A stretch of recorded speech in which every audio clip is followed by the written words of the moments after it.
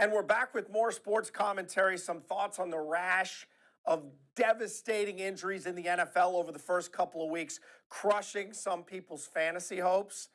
Uh, but nonetheless, more importantly, we're taking a look at the league and its injury issues and why, despite safety concerns, the NFL remains the most watched sport in the country and very often the most watched television product in the country week to week, month to month, and year to year.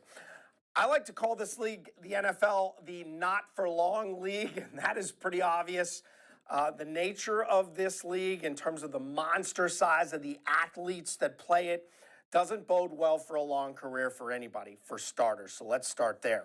That being said, it's just going to get worse, not better, because of the way athletic training is advancing. So these guys are bigger, they're faster, they're stronger than ever before. Thus, you have these serious injuries. A doctor told me years ago that the human body is only designed to stop at the speed it can run.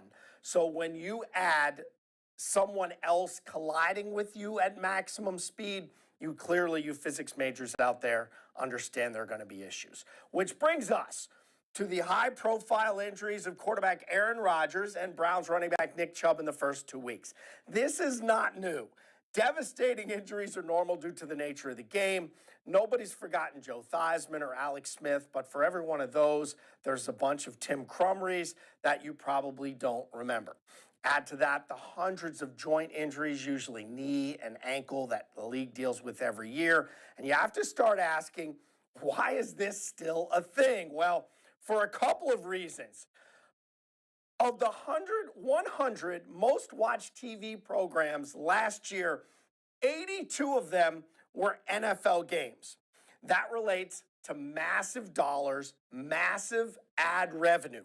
So the product is not going away because the product is what everybody wants to see. The model works. So why people want to continue to watch, that's more complicated, but let me boil it down for you.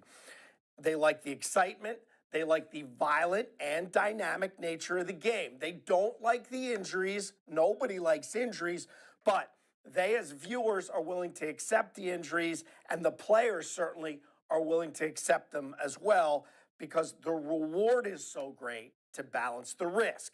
The players accept the risk of injury, as you know, because a lot of them make millions and millions of dollars, and we're okay with it, I think, because of that, because we're drawn to this game like moths to a flame. I think all the injury issues and the league should continue and try and make the game safer overall. I think curtailing of special teams plays will help and can be expanded in the future. But I think the area we need to be most concerned about are not, although they're bad, that the knee injuries, the Achilles, the broken bones, they're bad. The head injuries are the worst. Concussions lead to CTE and long-term damage, folks, something that cannot heal.